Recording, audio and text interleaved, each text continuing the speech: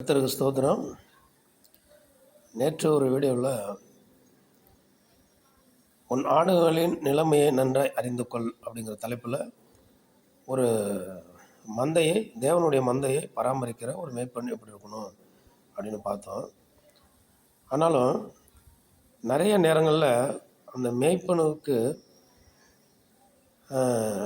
தலைமைத்துவம் இருக்காங்க பாருங்கள். இப்போ நேற்று சொன்னது போல் ஒரு தொழுவத்தை, தேவனுடைய மந்தையை, தேவனுடைய ஆலயத்தை, தேவனுடைய ஆத்துமாக்களை, ஆடுகள் என்று சொல்லப்படுகிற நம்மளை, ஆத்துமாக்களை மேய்ப்பராகிய ஒவ்வொரு திருச்சபைகளையும் ஊழியக்காரர்கள் என்ன பண்ணுறாங்க? அவைகளை நடத்துகிறாங்க, மேய்க்கிறாங்க, அவங்கள விசாரிக்கிறாங்க. அந்த மாதிரி இருக்கிற சூழ்நிலையில் சில தலைவர்கள் என்ன பண்ணுவாங்க? நிறையா மந்தைகள் இருக்கும், அந்த மந்தைகளுக்கு ஒருத்தர் தலைவர் இருப்பார். அதுதான் தலைவர்னு சொல்லப்படுறோம். மேய்ப்பன். நமக்கு பிரதான தலைவர் யாருன்னா இயேசு கிறிஸ்து, பிதா, குமாரன், பரிசுத்த ஆவியானவர். இப்போ அந்த பூமியில் இருக்கிற வரையில் ஆண்டவருடைய ஊழியத்தை செய்கிறவங்க சபைக்கு தலைவராக என்ன பண்ணுவாங்க? ஒரு சபையில் தலைவரை போட்டுட்டு ஒரு சபைக்கு ஒரு மேய்ப்பரை வச்சுட்டு அவங்க நிறையா ஒரு சபைகளை நடத்துவாங்க. இப்போ நிறைய நேரங்களில் தலைமைத்துவத்தில் சில தவறுகள் நடக்கும்.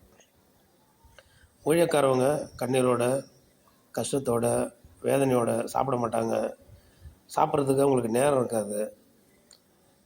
ஓடி ஆடி திரிஞ்சு ஒருத்தவங்க உடம்பு முடியலையா கூப்பிடுவாங்க, ஃபோன் பண்ணி ஊழியக்காரவங்க ஓடுவாங்க, போய் ஜெபம் பண்ணுவாங்க. அவங்க என்ன பண்ண மாட்டாங்க? நேரம் பார்க்க மாட்டாங்க, காலம் பார்க்க மாட்டாங்க. மழை காலமாக இருந்தாலும், வெயில் காலமாக இருந்தாலும், பனிக்காலமாக இருந்தாலும், குளிர்லேயும் வெயில்லையும் மழையில் என்ன பண்ணுவாங்க? அப்படி தான் இன்றைக்கும் கிராமங்களில் ஊழியம் செஞ்சுட்டு இருக்காங்க ஊழியக்காரவங்க. ரொம்ப கஷ்டப்படுறாங்க. இப்போது நான் அதை உட்காந்து பேசிகிட்டு இருக்கேன்னா, இந்த இடத்துல, இந்த ஆலயத்தில் கூட ஊழியக்காரவங்க ரொம்ப பிரயாசப்பட்டு நிறைய பேர் இருந்தாங்க. அவங்க என்ன பண்ணிட்டாங்க? ஊழியக்காரவங்க மாறி போகும்போது அவங்களோட நிறைய பேர் போயிட்டாங்க. இந்த இடத்துல புதிதாக வந்த தேவனுடைய ஊழியக்காரர் பால் ஜேம்ஸ் பாஸ்டர் அவங்க வந்த பிறகு 2-3 பேர் தான் இருந்தாங்க.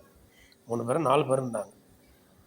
அதன் பிறகு அவங்க இப்போ இந்த 3 வருடங்களில் கிட்டத்தட்ட ஒரு 40-45 ஆத்துமாக்களை அவங்க என்ன பண்ணியிருக்காங்க? சம்பாதிச்சிருக்கிறாங்க. பரலோக ராஜ்யத்துக்கு ஆண்டவருடைய ஆலயத்தில் இப்போ வச்சு அவங்க நடத்திக்கிட்டு இருக்காங்க. ஆனால் கஷ்டப்படுறாங்க. இவ்வளோ தூரத்துலேருந்து என்ன பண்ணுறாங்க? அவங்க வராங்க, தூரத்துலேருந்து மந்தைகள் உள்ள ஆடுகளை விசாரிக்கிறது, அதை கவனிக்கிறது. ஆனாலும் அந்த தலைவர் இருக்கார் பாருங்க, இந்த சர்ச்சை சர்ச்சை எப்படி இருக்குது, ஆத்துமக்கள்லாம் எப்படி இருக்காங்க, எவ்வளோ பேர் வராங்க, கணக்கு கேட்பாங்க பாருங்கள். தலைமைத்துவம்னு சொல்கிறவங்க கணக்கு கேட்பாங்க.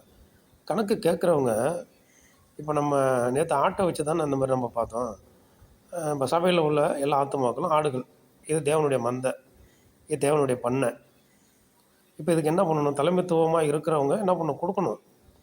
அவங்க கொடுக்காம இவங்க எங்கே போவாங்க? பாஸ்டர் எப்படி ஆடுகளை சரியாக பராமரித்து மேய்க்க முடியுமா? அதனால் என்ன பண்ணுவாங்க? அவங்க கொடுக்கணும், உதவி செய்யணும். உதவி செய்து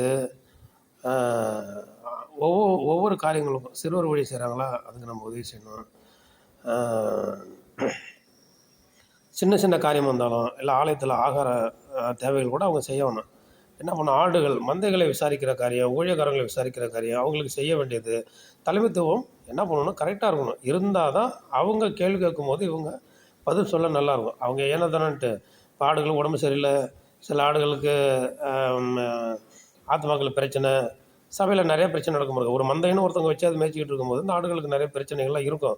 அதை என்ன பண்ணணும்? தலைமைத்துவமாக இருக்கிறவங்க என்ன பண்ணணும்? அதை விசாரிக்கணும். விசாரிக்கும் போது அவங்க என்ன பண்ணணும்? பொருள் உதவி, பண உதவி செய்து அவங்க கொடுக்கணும். எதுவுமே கொடுக்காம, எதுவுமே கண்டுக்காமல், ஆட்டு மேலே ஒரு அக்கறை இல்லாமல், மந்தை மேலே ஒரு அக்கறை இல்லாமல், சபை மேலே ஒரு அக்கறை இல்லாமல் ஏனதானு இருந்தால் அந்த சபையை போஷிக்கிற, நடத்திக்கிட்டு இருக்கிற ஊழியக்காரவங்க என்ன பண்ணுவாங்க? கஷ்டம்தான் அது. அதை தலைமைத்துவம் புரிஞ்சுக்கணும். அதை புரிஞ்சுக்கிறது இல்லை. நேற்று நாளில் ஒரு மந்தையை ஒரு தலைவன் ஆடுகள் நிலைமையை அறிந்து கொள்ளணும் பேசணும்னு சொல்லி பார்த்தோம். இன்றைக்கி தலைமைத்துவமும் சரியாக இருக்கணும். தலைமைத்துவம் சரியாக இல்லைனாக்கா இவங்க என்ன கஷ்டப்படுவாங்க? தலைமைத்துவம் அப்படின்னா எல்லாவற்றுக்கும் அவங்க முன் உதாரணமாக இருக்கணும். அவங்க தான் பொருள் உதவி செய்யணும், பண உதவி செய்யணும். ஒன்றுமே கண்டுக்காமல், ஆடுகள் மேலே அக்கறை இல்லாமல், ஆத்துமாக்கள் மேலே அக்கறை இல்லாமல் ஏனதானு சொல்லி இருந்துட்டு அவங்கள கணக்கு கேட்குறது, அவங்கள கஷ்டப்படுத்துறது, அவங்க கண்ணீருக்கு காரணமாக இருக்கிறது, அவங்கள வேதனைப்படுத்துறது, அவங்கள குத்தி விட்டு அவங்கள கஷ்டப்பட்டு அவங்கள கிள்ளி பார்த்து அதில் நகைக்கிறது, அதில் பரியாசம் பண்ணுறது, அவங்கள வந்து அவங்க மூலிமா சந்தோஷம் அடைகிறது, இதெல்லாம் வந்து முரண்பட்ட கருத்து, முரண்பட்ட ஒரு இது. இதெல்லாம் ஊழியம்னு சொல்ல முடியாது. அப்படி செய்யக்கூடாது. இந்த ஸ்தலத்தில் வந்து ஊழியம் செய்கிற ஊழியக்காரன் மேலே ஒரு என்ன பண்ணணும், ஒரு கணம் வச்சு அன்போடு கூட என்ன பண்ணணும், அதை செய்யணும். அவங்க அப்பா அம்மாவுக்கு கீழ்ப்படிந்திருங்கள்னு சொல்லி கட்டளையில் ஒன்று சொல்லப்படுது. அதே நேரத்தில் பிள்ளைகளுக்கும் ஆண்டவர் சொல்கிறார்ல, பெற்றோர்களே உங்கள் பிள்ளைகளை கோபப்படுத்தாதிருங்கள் சொல்கிறாங்க. ஒரு பக்கம் நம்ம அப்படியே பார்த்தோம்னா, ஊழியக்காரவங்க கரெக்டாக என்ன பண்ணணும், மந்தையை மேய்க்கிறாங்க, அது பண்ணுறாங்க, கணக்கு கொடுக்குறாங்க, நீங்கள் கேட்குறீங்க, சரி அது செய்யணும் அப்படிங்கிறத நேற்றைய அந்த பதிவில் நம்ம சொல்லியிருந்தோம். இன்றைய நாளில் தலைமைத்துவம் எப்படி இருக்கணும், தலைமைத்துவம்னா ஒரு முன் உதாரணமாக இருக்கணும். சபைக்கு தேவையான எல்லாம் செய்யணும். எதையுமே செய்யாமல் கணக்கு கேட்குறதோ, கேள்வி கேட்குறதோ, அவங்களுக்கு குடைச்சல் கொடுக்குறதோ, சங்கடப்படுத்துகிறதோ, அவங்கள வேதனைப்படுத்தி அதில் சந்தோஷப்படுறதோ, அதெல்லாம் இருக்கக்கூடாது. அப்படி இருந்தீங்கன்னா ஆண்டவராகிய தேவன் கரெக்டாக என்ன பண்ணுவாங்க, கணக்கு கேட்பாங்க. கணக்கு கேட்குற நேரத்தில் தப்பிக்கவே முடியாது. எல்லோரும் ஒரு நாளைக்கு ஆண்டவருக்கு முன்னாடி போய் நின்று தான் ஆகணும். அதனால் இப்போ உயிரோடு கூட இருக்கிற இந்த நாட்களில் தலைமைத்துவமாக இருக்கிறவங்க சபையின் காரியங்களை கரெக்டாக இருக்கணும். ஊழியக்காரவங்களும் என்ன பண்ணணும், அதில் வந்து கரெக்டாக இருக்கணும். அவங்க இருக்கிறாங்க. இந்த நாட்கள் நம்ம கண்ணார பார்க்குறோம். இந்த நாட்களில் இந்த திருச்சபையில் ஒரு வளர்ச்சியை இந்த 3 வருட ஆண்டுகளில் ரொம்ப கஷ்டப்பட்டு ரொம்ப என்ன பண்ண கண்ணீரோடு கூட விதைக்கிறவன் கம்பீரத்தோடு அறுப்பான்ற அந்த வசனத்தின் பிரகாரம் பால் ஜேம்ஸ் பாஸ்டர் அவங்க இந்த இடத்துல என்ன பண்ணுற ஆத்துமாக்களை ரொம்ப கஷ்டத்தோடு நிறைய நேரங்களில் அவங்க எந்த ஒரு இதையும் வந்து பொருட்படுத்த மாட்டாங்க. வந்து பார்த்து அந்த மந்தையை என்ன பண்ணுறாங்க, அழகாக நடத்திக்கிட்டு வராங்க. அழகாக அந்த மந்தையை நடத்தி கொண்டு வருகிற பால் ஜேம்ஸ் பாஸ்டர் அவங்களோடு கூட தேவ பிள்ளைகளாகி நாங்களும் ஒத்துழைப்போடு இருக்கிறோம்.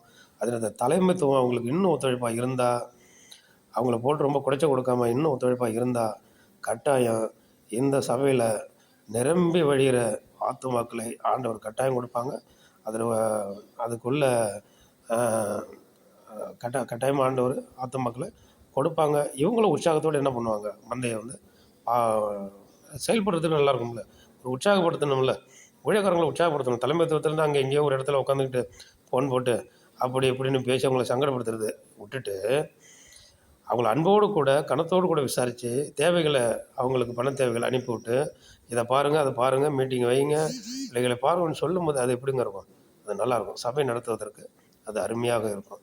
அதனால் தலைமைத்துவத்தில் இருக்கிற யாராக இருந்தாலும், கீழே இருக்கிற தலைமைத்துவத்தில் இருக்கிற யாராக இருந்தாலும், நல்லா தலைமைத்துவமும் இருக்காங்க, நிறைய பேர் இருக்காங்க, செய்கிறாங்க. சில தலைமைத்துவம் தான் என்ன பண்ணுறாங்க, கீழே ஊழியத்தை கொடுத்துட்டு என்ன பண்ணுறாங்க, ஊழியத்தை செய்யுங்கன்னு சொல்லிட்டு சில சபைகளை கட்டி கொடுத்துட்டு போட்டு பாஸ்டர் போட்டு தொல்லை கொடுக்குறாங்க, ரொம்ப கஷ்டப்படுறாங்க. அதெல்லாம் நம்மளாம் செய்யக்கூடாது. தலைமைத்துவமாக இருக்கிறவங்க ஊழியக்காரங்களுக்கு தேவையானதை செய்யுங்க.